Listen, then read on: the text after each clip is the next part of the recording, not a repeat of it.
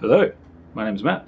I've decided to start doing a series of short videos for you to get the most out of your guitar yourself. So I fix guitars for a living, but there's a lot of things that you can do. Focus. There's a lot of things that you can do yourself, so you don't have to actually pay somebody like me to do them for you. So I'm going to do 3-minute videos, and I'm going to time them on my phone. I'll start the timer, and I'll talk to you about some topics. And the big one for me, well, one of the main ones, honestly, is strings. So I get a lot of clients coming in, and they say that their intonation has gone wrong, but they haven't changed anything, or their guitar sounds dead, or they need new pickups, or anything. It's just not sounding right. And a lot of the time it's because they've got old strings. So if your strings are older than a month, you should really consider changing them. And it's not so much, I'm not working for big string or anything. It's that a string is like a wire, I guess, and it's wound with thousands, hundreds of winds of whatever material you like them wound with.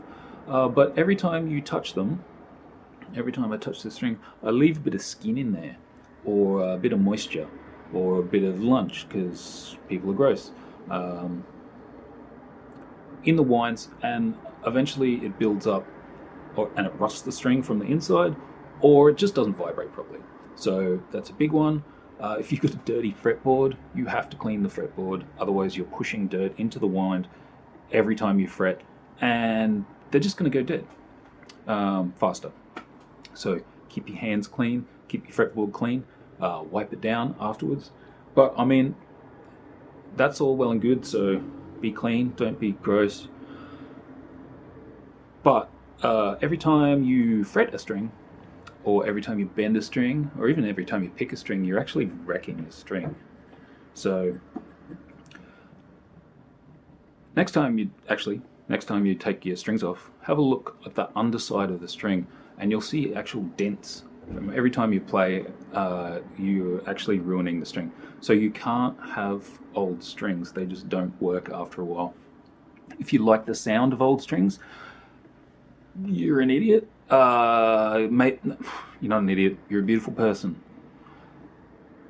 But maybe you consider what sort of strings you need. If you don't like the zinginess of new strings, you can look at flat wounds, or half flats, or even nickel wounds, and they won't be as bright if you really hate that.